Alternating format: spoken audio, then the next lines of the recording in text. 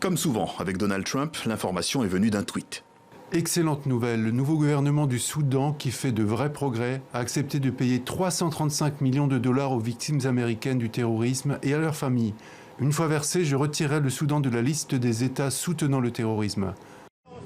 Allusion notamment aux attentats de 1998 contre les ambassades américaines au Kenya et en Tanzanie. 200 morts à l'époque. Des attaques revendiquées par Oussama Ben Laden, le leader terroriste d'Al-Qaïda qui a longtemps trouvé refuge au Soudan du temps du régime d'Omar el-Béchir. Aujourd'hui, c'est un nouveau gouvernement, celui du Premier ministre Abdallah Hamdok. Lui remercie le président américain.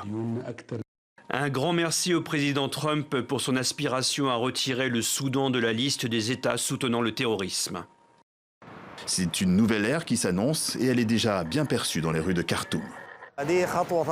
Il s'agit d'une étape très importante que le Soudan attend depuis longtemps. Cela a eu un impact négatif sur le Soudan et cela s'est reflété sur le salaire des citoyens.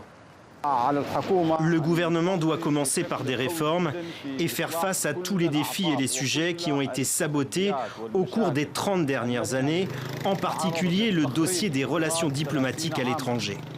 Et signe que ça s'arrange diplomatiquement avec les États-Unis, il y a 2 mois, Mike Pompeo s'était rendu à Khartoum. Le secrétaire d'État américain avait certes mis la pression sur le Soudan pour que le pays normalise ses relations avec Israël, et cela avant le scrutin présidentiel américain du 3 novembre. On n'y est pas encore, mais Mike Pompeo était aussi là pour donner le signal que les affaires pouvaient reprendre. General Electric l'a bien compris, dans un pays où 67% des habitants vivent sans électricité, le géant américain a paraphé la semaine dernière un protocole d'accord qui devrait lui permettre d'approvisionner prochainement 600 000 foyers. Première pierre d'un changement majeur pour un Soudan asphyxié par la dette et trop longtemps privé des investissements étrangers.